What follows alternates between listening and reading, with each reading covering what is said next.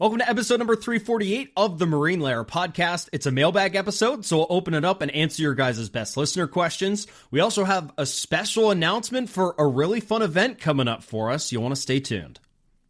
Reminder to you guys, if you're listening to the episodes, please just go do us a big favor. Go download these episodes on the audio side. Leave a 5-star review when you rate and review on Apple and Spotify. You can leave a written review too. If you're on YouTube, like, comment, and please go hit the subscribe button. That's the best way you can support the channel, is just hitting subscribe on YouTube. You can check us out at our website, marinelayerpod.com. You can find all of our merch there, our episodes, our Patreon. It's all over at marinelayerpod.com. And you can follow us across social media at marinelayerpod. Let's get it rolling. The pitch from Acevedo.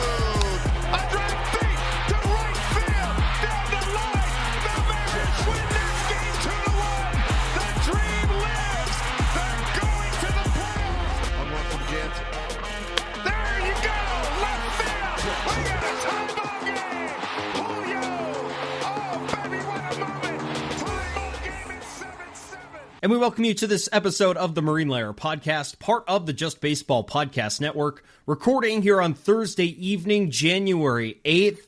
Before we dive into the Mariners content of this episode, we can announce an event we have coming up about a month from now that is really exciting. Want to get it out there as much as possible so we get as many people as we can to show up. Lyle, would you like to peel back the curtain and tell the people? Yeah, this is something we haven't done before. And funny enough, it kind of combines the two channels we run, but all into a Mariners event. We do one account.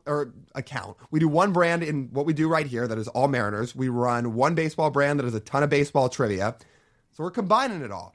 We are doing a Mariners trivia night a month from now at, you know where, Queen Anne Beerhall over in Seattle, over in Queen Anne. It's going to be awesome. There's going to be prizes to give away. There's going to be one grand prize for the winner.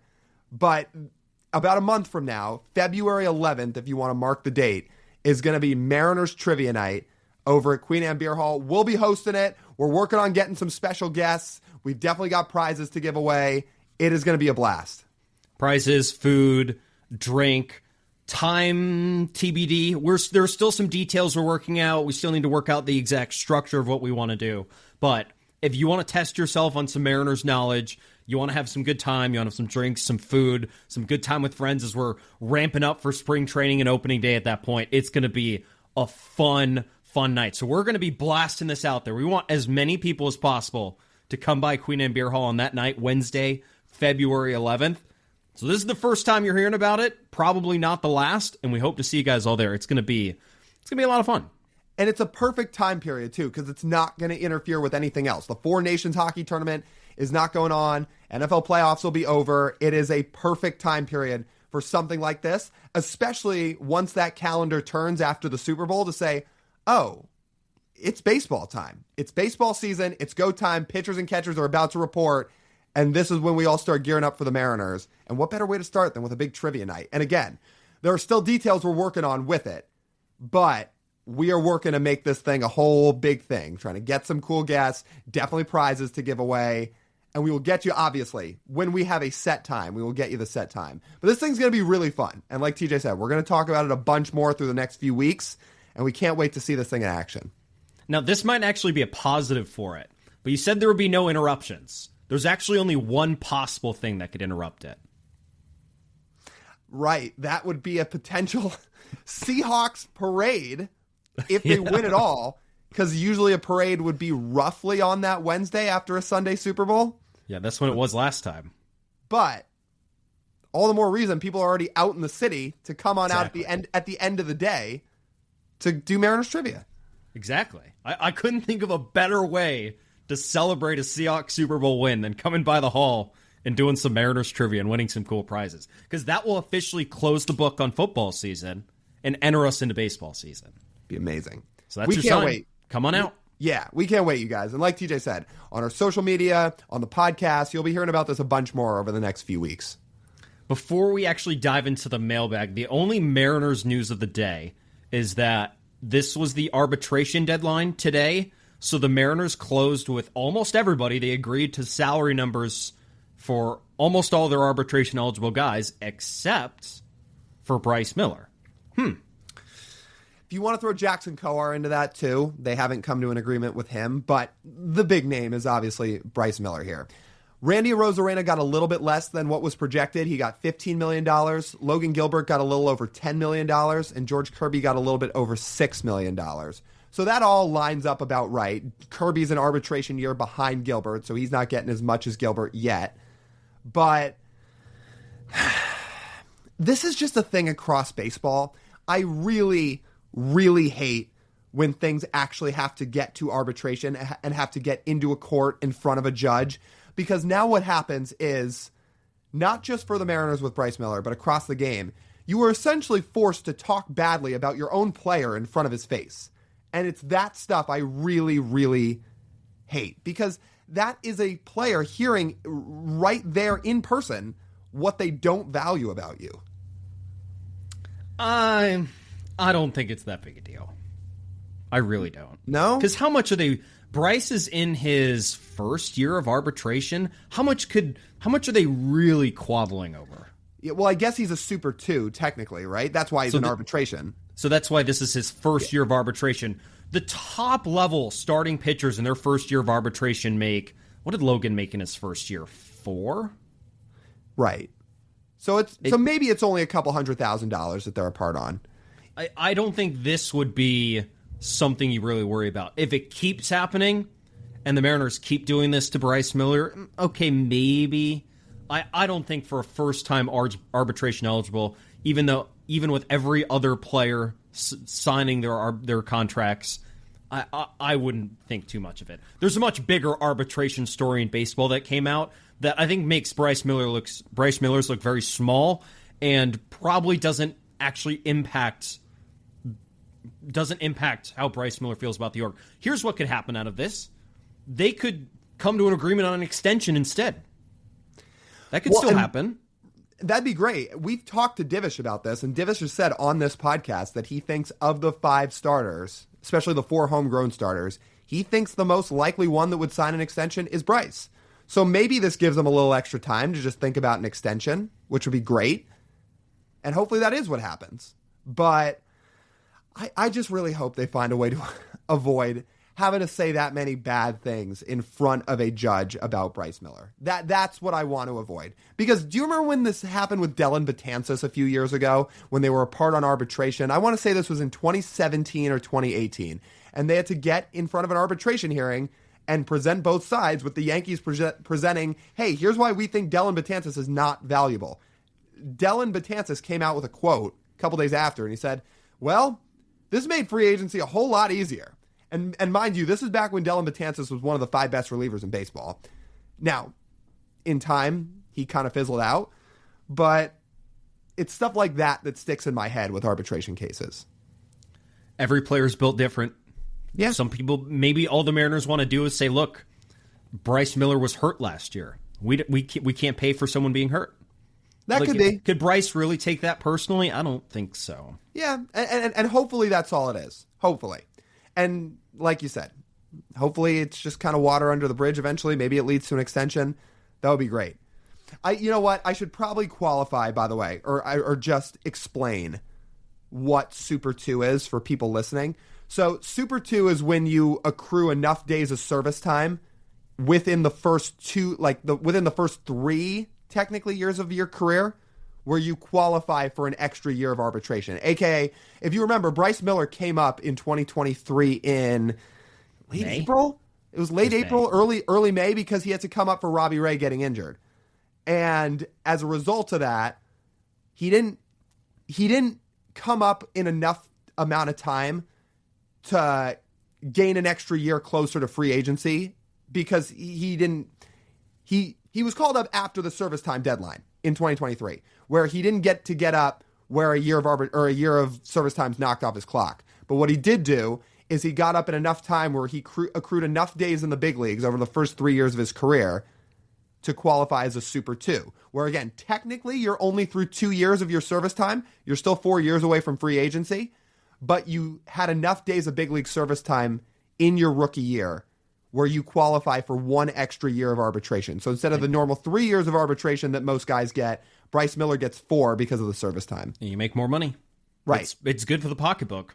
It's great, which is why Bryce is in this arbitration. Yeah, in this arbitration case. If he had come up in June like Brian Wu, he wouldn't be eligible for any arbitration money right now. Can we talk about this Scooble thing? Oh my God. Before we get to this mailbag, can you guys listen to this? If you somehow haven't heard about this Tarek Skubal arbitration news before this episode comes out, now you're going to hear about it for the first time. So how arbitration works, usually the teams, they will be negotiating over a number, right? If it gets to the deadline being today, they have to go to an arbitrator. The team files a number, what they think the player's worth, and then the player files a number, what they think they're worth, and then the two sides will present their cases to an arbiter, and the arbiter will choose a side. I've never seen a gap this big.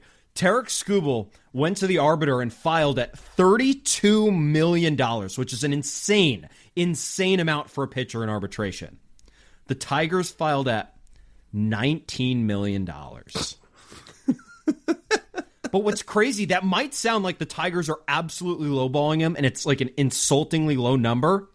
The Tigers offered the largest salary ever for an arbitration-eligible pitcher, as well as the largest year-over-year raise in arbitration for a pitcher. So it might seem insulting, and the number might still be lower than what Tarek Skubal is actually worth. But in terms of like the precedent of history and paying players in arbitration, the Tigers didn't do anything really insane, but the numbers are just astronomically apart.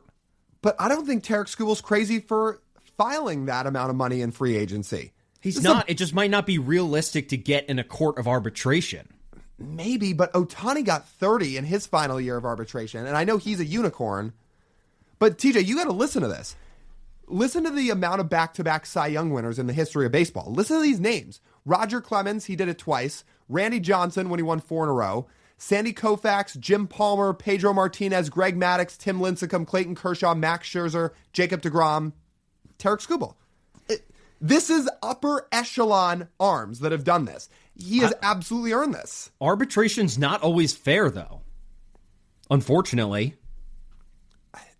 I just think the Tigers look ridiculous. They look ridiculous with their $80 million extension offer, and they look ridiculous being as far apart on an arbitration case as any team's ever been in the history of baseball. I don't think this is on the Tigers.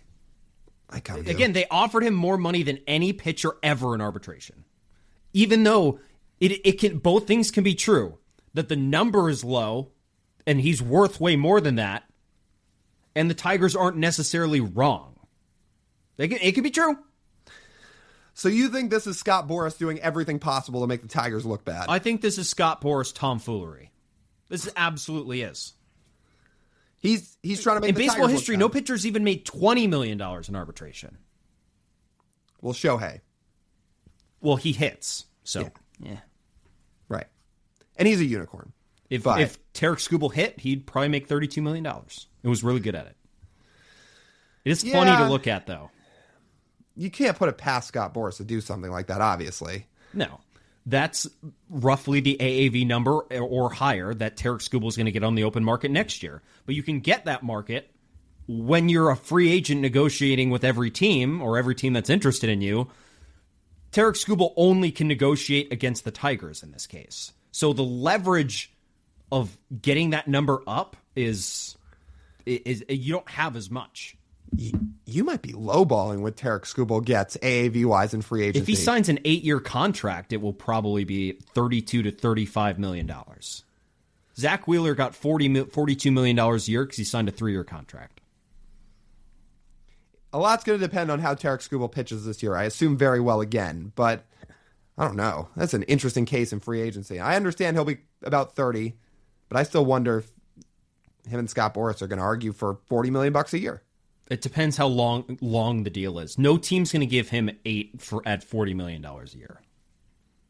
Maybe the Mets. Would you do that? I mean, it's not a good contract, but neither was the Juan Soto deal. If you have the Mets amount of money, sure. Right. If you're like any team with any sort of remote budget, probably not. Sure. Because the odds are Tigers have gotten the best years of Tarek Skubal. Right. Not every free agent contract is going to work out like Max Scherzer's in Washington, where he hits free agency. I believe he was 30 as well when he was a free agent with the Tigers, or at least close to 30. And that was probably the best free agent contract ever signed. He won 3 Cy Youngs. At the very least by a pitcher it was. Because that was a 7-year deal for $210. There was no guarantee that was going to work out, but it sure as hell did. So we'll see with Skubal, but that was a very funny thing to see. Very funny. I mean, it's just two evils going at it. It's Scott Boras being greedy, and it's the Tigers proving they're cheap. Yeah. Yep. All right, I think it's time to get into the mailbag. A reminder to everyone before we get into the mailbag, if you want priority on mailbag episodes, let's say every week you have something you're dying to ask us and you want us to answer it here on these mailbag episodes, well, the best place to go is our Patreon, patreon.com/MarineLairPod. You hit the sign up button and you get priority for mailbag questions. If you have a question, you'll submit it when we ask for them and we'll answer them every single week. That's patreon.com/MarineLairPod. You also have access to ad-free episodes and a monthly video call with Lyle and I where you can ask us whatever you want, talk Mariners for an hour or so. It's a great time. That's patreon.com/MarineLairPod. First question comes from Xander on Patreon. Xander's question is, do we have any interest on the Mets infield surplus of Luis Angel Acuna, Ronnie Mauricio, and either Brett Baty or Mark Vientos? Not really. It's an interesting idea, and I get what Xander's coming at us with here. And Xander's always got a bunch of unique ideas, and we always appreciate all the questions he sends. The issue here is the Mets are still going to want something back for what is, by definition, big league talent. I don't think the Mariners want to trade off of their big league roster for any of these guys. I don't think Mets are looking for prospects for any of these guys. And they're all just too unproven. I mean, the one guy you would think about is Vientos because you could use some third base help, and he's young, and 2 years ago he had a great year. But he doesn't play any defense, and last year he really struggled, and he strikes out. I just don't see how there's really a match made in heaven here. Vientos would fit in their lineup, I would say. He would bounce back because he's the most productive of all the guys they've had. Brett Baty actually had a very productive May on this last year, an OPS roughly what Vientos had in 2024. I don't think he's on the table, though. I was trying to find if Brett Baty was actually available. Out of those 4 guys, he was the one who showed up the least when it came to trading for guys. So, yeah, at 25 years old, when you put up a 3-win season and have control, just feels a little bit tough to believe that the Mets would just give him up. Especially when the rest of their contract is aiming to be even more expensive. You want some cheaper, controllable talent to fill in spots in other parts of your roster. I like the idea of Vientos if the Mariners didn't already have guys DHing. I would take a flyer on him as a DH, but I just don't see a fit. The Ref Snyder and Canzone right now are DHing for the Mariners. They have third basemen that will probably put up more value overall by WAR than Mark Vientos. They might not hit as well, but they will be more valuable than Vientos. Like Vientos had a sub-3 WAR season. It was 2.9, despite the fact he played almost all of 2024 and an 840 OPS because the defense just isn't valuable. You could say to yourself that, hey, once 2027 rolls around and Colt Emerson's playing shortstop, if you trade for Vientos, he could slide in at third base and he's got club control. So there's ways for it to make it work in 2026 and just hold it over for a year. The problem is I don't think Mark Vientos is going to be a third baseman very much longer. He put up -6 defensive runs saved at third base in 2024 and -10 in 2025. He is a really, really tough defender over at third base, and I don't think he's going to last there. So I don't see how that really makes sense. I don't think Luis Angel Acuna and Ronnie Mauricio are good enough to trade for and give spots on the roster. Acuna doesn't hit enough, and Mauricio is pretty unproven, and he's been so injured throughout the last couple of years. Yeah. Now, thank you for the question, Xander, but those fits don't feel like they fit, really, at all. Right. Next question comes from Josh on Patreon. Josh's question is, which Mariner do you think will be the biggest surprise in spring training? Biggest surprise is a good question. I feel like the number one story in spring training is going to be all eyes are going to be on Colt Emerson. I feel like that's going to be the biggest story of spring training. But the most surprising Mariner, in terms of somebody that you might see really turn some heads over the course of February and March, yeah, this is a good one. I got an answer. What do you think? It's not going to be a surprise. It's really hard to pick a surprise because surprises can be that non-roster invite who comes and lights it up. And we still have a while until the Mariners fully have their spring training roster set.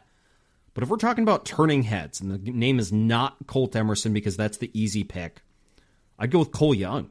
Because Cole's got everything required to pop. First of all, this dude hits tanks when he gets into it. That's an easy way to turn heads. He has a very high contact rate.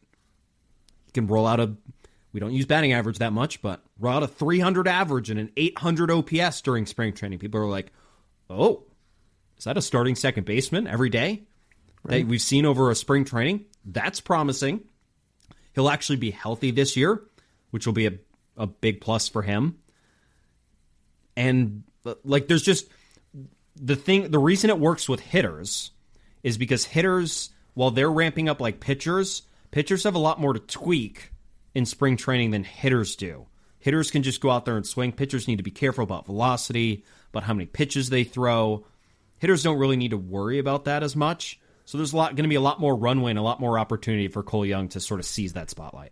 If anybody's going to be surprising, and that's a good pick, if anybody's going to be surprising, I feel like it's going to be one of these relievers that could latch on in the bullpen and make the club out of camp. Somebody like Alex Hoppe, who when the Mariners signed him, we said, and they seem to say, yeah, we actually like his profile. And we like some of the stuff that he brings. It could potentially age out pretty well if he sticks around and it clicks for him. So I feel like if you're talking about a true surprise, it's going to be somebody like that. Solid pick.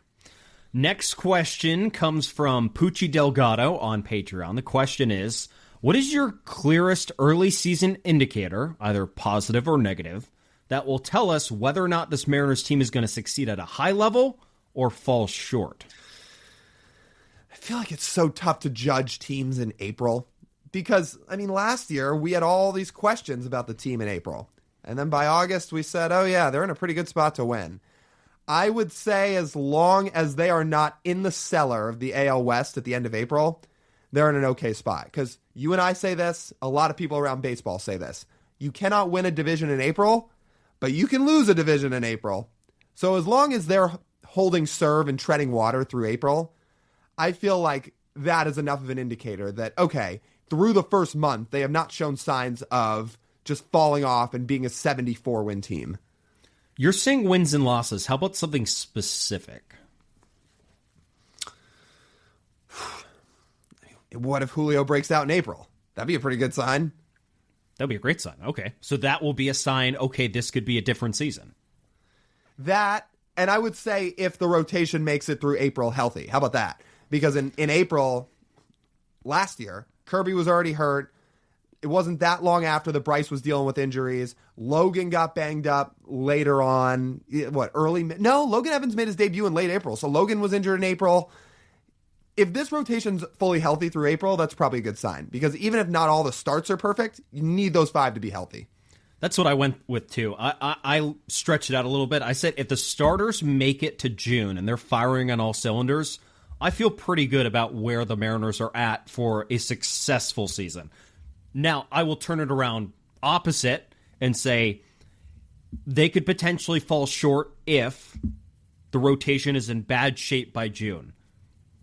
Because as I said last episode, I don't think the Mariners offense is going to be quite as good as it was last year. They had the third most home runs in baseball. They're one of the best slugging teams. They had one of the deepest lineups they've ever had. The odds of them repeating that success with lesser personnel is unlikely. So that's why they're going to need to rely on their rotation to make up some of that production. But if the rotation kind of looks like what it did last year, where they were a middle-of-the-pack starting rotation, I wouldn't feel as good. And I would say there's indicators they would fall short. I'm with that. I think that's what stinks is you can't predict that at all. You just have to watch the season play out and find out. And you just have to hope everybody finds a way to stay healthy. Last year, there was no way to predict somebody like George Kirby would get injured in spring training. He's a guy that makes every start. He throws a ton of strikes.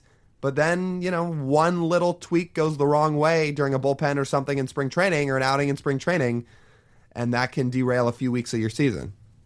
There's a lesson I hope everyone learned from last season. I think we learned this lesson.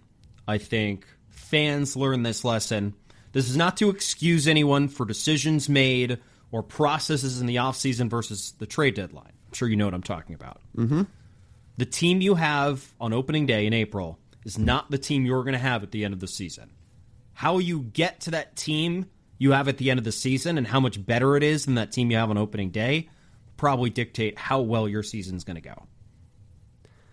I think that's right. And the Mariners seem to use the trade deadline almost as a second form of the offseason, where they really like to address where they're at 4 months in, and they're often as active as anybody at the trade deadline. Yeah. Good question, Poochie Delgado. Next question comes from Scott Judy on Patreon. The question is, if you were to advise the Mariners, what are 2 to 3 things you would suggest to Dan Wilson on how to improve his in-game decision-making? Yeah. You want me to take this one first? Go for it. I mean, I think number one, here's the problem. We can't know exactly what to suggest because we don't get to see how he prepares for a game on a night-by-night basis and what he could or could not be missing. But if you're just going to try to guess a little bit blindly here, I would use more of a numbers-based process on how you deploy your bullpen. It is why I was so infuriated by the Kerry Carpenter decision in Game 1, because there was a results-based process by the numbers that said, this has to be the matchup. You've got to go get Gabe Spire. You've got to have him face Carpenter. Carpenter can't hit lefties. He crushes Kirby. He crushes righties. Everything. Third time through, Kirby struggles so much. There's a lot of empirical data points here that suggest in a game this close, this has to be the move. So I would say using more of a numbers-based process to make your bullpen decisions, and I'd say a similar idea can be applied with some of the pinch hitting too, because that's sometimes where he ran into issues. We talked about that Harry Ford big league at bat in his debut, where he's got reverse splits for the year from what he did in the minors, where he hits righties better than lefties, but they had him face a really tough lefty in Dylan Lee. So I would say the big thing is just using more of an analytical process to make your decisions. Because I know analytics can be such a crutch word for people, where a lot of people these days like to say, oh, analytics are destroying the sport, I can't stand them. It's a crutch word for people. Because when people don't understand analytics, they like to use it as a crutch word. All analytics is giving you more information on how to take that, soak it in, and make decisions on how to put together winning baseball. Wouldn't you want all the information possible in front of you to try to make the best possible winning decisions? That's what we're getting at here, is there are numbers to back up more of this stuff. And if we're going to try to take a little bit of a blind guess, yeah, I would like to see him use more of a numbers-based process. This is a hard question because, as you said, without knowing what the process is right now, it's hard to make tweaks to it. And every decision is so different of why it was bad. Like if we're beefing about a decision, there could be a certain thing with every single decision. Something is different. We have a problem that is different with every single decision. Like there's a little thing.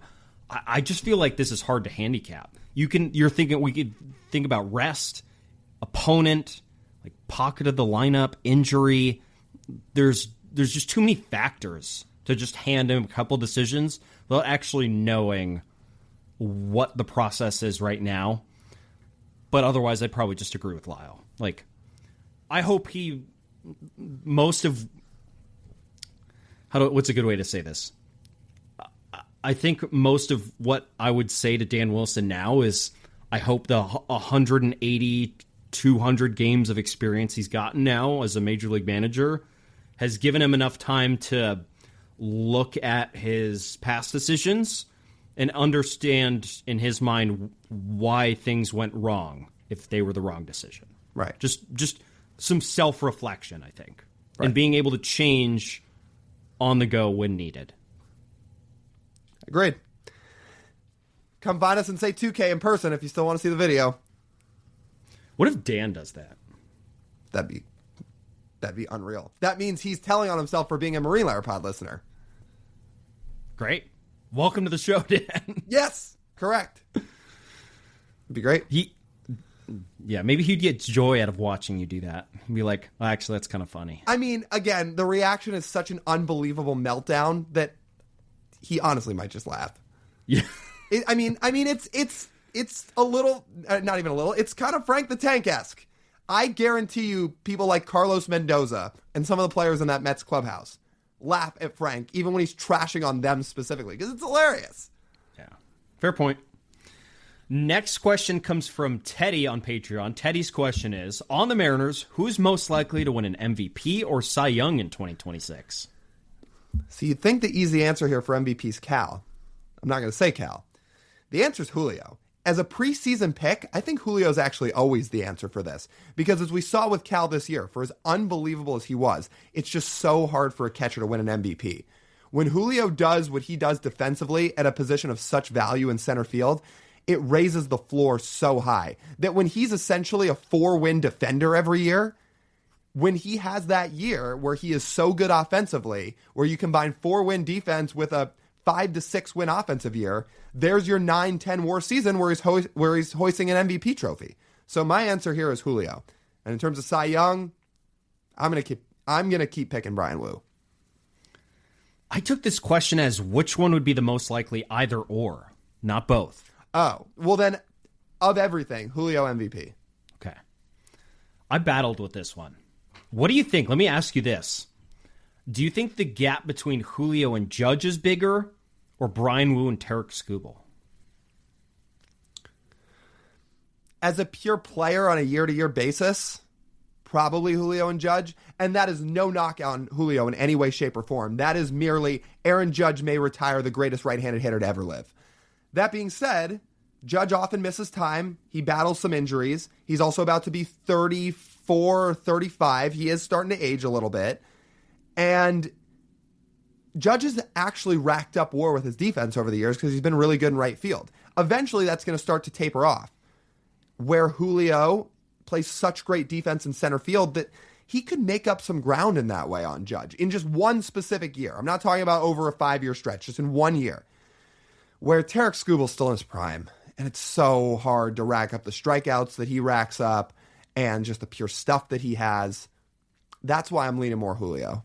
Man, I feel like the gap is small enough between Wu and Tarek Skubal where Wu could give himself a really good chance. He's also got the ballpark advantage over Tarek Skubal. And I feel like the best version of Brian Wu has a chance against Tarek Skubal. As opposed to, if you get the best version of Julio versus the best version of Aaron Judge, like, it's not even close. Because Julio could rack up 8 or 9 WAR, but we're a season removed from Bobby Witt putting up over 10 wins and losing to Aaron Judge. That's the other part of this I was going to bring up, is Julio also has to compete with people like Bobby Witt, who in the last 2 years has put up WARs of 10 and 8. And again, this is no knock on Julio. This is Bobby Witt is also an incredible, incredible baseball player. So, yes, it's fierce competition. But Julio's also got such a ceiling where he can do it at some point. I think a lot of people, for as crazy expectations as this is, expect him to win an MVP at some point. And this is the prime age to do it. It's good we disagree on this. I'm going to go with Brian Wu. I think it lines up a little bit better for him. Well, you know I love Brian Wu, so if he wins a Cy Young, sign me all the way up. Next question comes from Jason on Twitter. Hang with me for a second. This is a bit of a long question. In this season where the Seahawks and Mariners are both celebrating their 50-year anniversary, have a chance for both to go win a championship. One, the Seahawks did things in the offseason to try and help make that happen, while the other, Mariners, let's just say, have not. In a year which the Mariners could have cemented their legacy and their absolute adoration of their fan base to continue to do things, well, the Mariners way... He's essentially saying the Mariners did not do enough this offseason. And he said, why not? That's the question. Why not? Yes. He ends it with that. Why not? That's my question. Look, man, I think the Mariners offseason isn't done. I think we got to see what the last piece is that they add. If they end their offseason like this, yes, that's not enough. It was great you brought back Josh Naylor, but there are too many marginal moves in addition to Naylor that have been made. But I think a big piece of their offseason has yet to be fulfilled, and it's this last trade they're going to make for a bat. Because if it becomes Naylor and Brendan Donovan or Naylor and Nico Horner, that's a good offseason. Again, we were as front-facing and as, kind of blunt as, that's a word, right? Or blunt, sorry, as anybody, as in terms of how last offseason went, which was, it was nothing short of an atrocity at the time. But we haven't sat here and said anything like that this offseason because I don't think it's true. I think they've actually done exactly what you should expect them to do this winter with the caveat of one more piece has yet to be added, and I think it will be added. I just don't think you can compare NFL off seasons and MLB off seasons. What the Seahawks get to do every off season is they get to draft a whole new class of players that will be on their roster playing in a few months. The Mariners don't get that option in an off season to do that. Everything they do is via trade or free agency. So with that, if we go back, let's go back to like July, Lyle, and I'm just going to give you the names they signed or traded for. You tell me whether or not you thought in the moment the Seahawks had a good offseason. Cooper Kupp, DeMarcus Lawrence, Sam Darnold. Do you think the Mariners they had a good offseason based off of that? I thought it was all right. I didn't know what Cooper Kupp was going to be. I figured he would basically be this, and he's more of a veteran receiver who's more like he's mostly a possession guy. I certainly didn't think DeMarcus Lawrence would do what he's done this year. He has been unbelievable. He has been a savior to that defensive front. But yeah, at face value, I thought the Seahawks would still be roughly a 10-win team, but it's not like they went out and traded for Max Crosby. No, they didn't. I don't even think the Seahawks had like a championship offseason before they drafted. Once they drafted, then things start to look a lot better. But the Mariners don't have an option to do that. They can't add a Gray Zabel and a Nick Emanwari to their lineup to go mash. Right. Those guys have to marinate in the minors for 3 years before they can come up. And the Mariners, while they can try and control that, they don't really get to control that during an offseason. They have to do everything through a sign and a trade. And the Mariners offseason, as you said, has been perfectly fine. They signed Josh Naylor. Does everyone forget they signed Josh Naylor? Nearly $100 million contract. And traded for Ferrer and signed Rob Refsnyder. It's a fine offseason right now. With one more bat, it'll be a good offseason. Yeah. Again, with the caveat that they go make that last move for one more impact bat, it'll be a good offseason. They have to go do that, and we're holding them to that standard. But if they do that, it'll be a good offseason. And I think the Mariners know that. I don't think the Mariners are content with the current lineup they have. There's a chance Jason also meant, look, the Seahawks made the tough decision of firing an offensive coordinator after one season, Ryan Grubb, and replaced him with someone else, Clint Kubiak. They also swapped out offensive line coaches and a few other spots on their coaching staff and key positions to sort of overhaul what they needed. Mariners didn't really do that. Do you think that could be part of it? I mean, we thought there should absolutely be an in-game strategist that was added. And it wasn't, to our knowledge. Now, they did lose a few coaches, but it was because they were poached away for other jobs. Tony Arnerich, Christopher Negron, those guys. But, yeah, they didn't really do much with the coaching staff. I did think there would be some more new faces on the coaching staff. And not that there's none, but I thought there'd be a few more.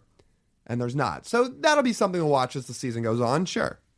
You can't really make an offensive coordinator change in baseball the way you can in football. Well, excuse me, let me hold myself to that. When the Mariners tried that, it blew up in their face, so I don't think they were going to do that again. Do you want to explain to people that don't get your reference? Oh, yes. Well, I mean, we've probably gained lots of listeners since then. If you guys might remember, in 2024, the Mariners decided, with Scott Servais, they had hitting coaches. They're like, we need an offensive coordinator. So they hired Brant Brown as their offensive coordinator. He was fired before June. Yeah. didn't really work out. And the offense was a total disaster. And some of the rumbling from inside that clubhouse where it felt like a math equation trying to understand what Brant Brown was talking about. Right. Meanwhile, the pitch on Edgar was simplified. Right. And for at least last season with him and Kevin Seitzer, it worked. They hit great. Yeah. So, and to be fair, they swapped offensive coordinators in the offseason, last offseason. Yeah. So this offseason, when your offense hits the third most home runs in baseball, not as much of a need for that. Yeah. Next question comes from Josh on Instagram. Josh's question is, Dom Canzone had identical stats to Roman Anthony in 2025. Why is there no confidence in him? Look, Canzone had a good year. It's not like he didn't have a good few months, but one, he's a lot older. Canzone is 28. Roman Anthony was 21. Roman Anthony was the number one prospect in baseball and expected to be a superstar, and he's proven he is looking to be that. Canzone was never really tabbed as that. Roman Anthony is also a really good defender. Canzone is not really known for his defense. And Canzone struggled in the postseason, where, again, we saw a really great stretch throughout the summer from him. But I think people need to see more. To compare him to Roman Anthony, I just don't think is fair. Roman Anthony may win an MVP in his own right. The offensive numbers, yes, were similar. If you want to pick one number, like specifically to look at why they're different and why Mariners fans don't have as much confidence in Dom Canzone, and maybe the Mariners themselves don't. Dom's biggest crutch offensively is that he's a bit of a free swinger. He doesn't walk that much. And when you can walk, you give yourself ability to control the strike zone. So if a pitcher's throwing you pitches out of the strike zone, you are totally comfortable leaving your bat on your shoulder and taking your walk. Dom doesn't walk that much, which means he chases a little bit. When you chase a little bit, you open yourself up to weaknesses. Roman Anthony, when he was in the minors, had a walk rate of nearly 20%. When he's in the majors, his walk rate was about 12%. Really good for a 21-year-old, and you'd only expect that to get better as he gets older. Dom Canzone right now is supposed to be in his peak as a baseball player at 28 years old. If this is the best version of Dom Canzone you could get with the holes in his offense, without being able to contribute value either on the base paths or in the field, you could see why there would be a little bit of concern. There's a chance Dom Canzone comes out and has another 750 to 800 OPS and is a quality bat in the Mariners lineup throughout next year. We could, our concerns could be wrong. But when you don't contribute as much valuable in all areas like Roman does, it leaves you up for criticism. Yeah, I think that's all fair. We'll see what Dom does this year. Hopefully he builds on what he did last year. Final question of this mailbag comes from Peter on Instagram. And Peter's question is, can you revisit your preseason Mariners predictions from last year? Well, TJ said they'd miss the playoffs. 86 wins and missing the playoffs. To be fair, if they had won 86 games, they would have missed the playoffs. The final wild card was 87 wins last year. I think I said the Mariners would win 88 and be a wild card team. Specific props, I'm trying to remember. We definitely did not have Cal Raleigh doing what he did. I think I said, didn't I say Brian Wu was going to make the All-Star game? I did. I don't remember that, but shouldn't shock you. Again, I've been always high on Brian Wu. And I think I said this year, after the way he finished off 24, I said, 2025, he's going to be an all-star. And he was. What was it this year or last year we did the Julio stolen base prop? I think that was in 2024. Yeah. And he went way under. Way under. And then he goes 30-30 this year. So, right. I don't remember any of those other predictions that we did in our preseason episode. Unfortunately, we don't really write them all out, so we don't remember them as much. But I do vividly remember, I said it multiple places, 86 wins, missed playoffs. I was wrong. Mariners proved me wrong at the deadline. Let me clarify something. We do write it out, but we don't keep it in our folders for months and months. We don't archive it. Yeah, at the time, we had all of it written out on our notes. I don't think we still have it saved. Yeah, 86 and missing the playoffs. That's what I remember. I said the Mariners would be about a wild card team, and I did say Brian Wu would be an all-star. I did not envision at the beginning of the season that the Mariners would have both Geno and Josh Naylor on their roster at the end of the year, which would have significantly boosted the win total. I was basing it off of the Rowdy Tellez, Donovan Solano with a good pitching staff. I guess I was wrong all over the place. What I was thinking. I'll make an early season prediction. I said it when he signed elsewhere. Jorge Polanco will be back on the Mariners at the trade deadline. Okay. I mean, I don't think the Mets are going to be very good. He's on a 2-year deal. The Mets will have to eat some of that money. But we also know the Mariners wanted to bring Polo back. So they get a chance at the deadline, and he's playing well. Wouldn't be shocked.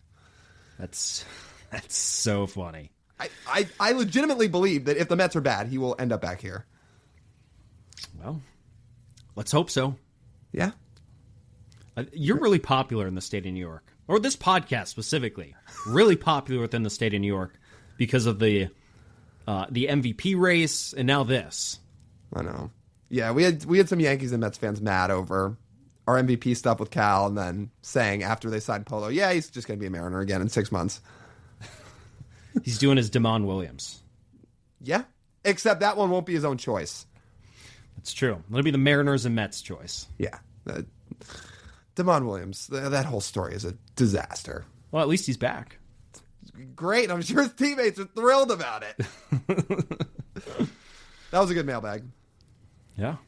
Thank you guys again for the questions. Again, reminder, patreon.com/MarineLayerPod. If you want priority for these mailbags and you have questions burning a hole in your pocket that you want to answer every single week, we got you covered. Patreon.com/MarineLayerPod. And one last reminder, if you missed it at the beginning of the episode, we'll remind you now.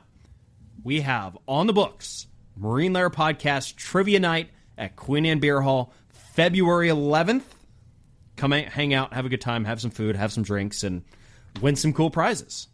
We have got one special giveaway prize for that trivia night with a bunch of others coming as well. We're going to get you more details as the next couple weeks go on. We will get you an exact start time to it, but it's going to be really fun. So again, February 11th, Queen Anne Beerhall, Mariners Trivia Night. Mark your calendar, bring your friends. It's going to be awesome. All right, with that, I think that just about wraps up this edition of the Marine Layer Podcast. You guys know the drill. If you want to listen to the full form podcast, you can do so wherever you get your audio pods. If you're listening, please go download these episodes, rate and review, leave it 5 stars over on Apple and Spotify. It helps a ton. If you're watching on YouTube, you see the big red subscribe button in front of you, right? Just take a second to click it. Helps the channel a ton. Leave a like on the video.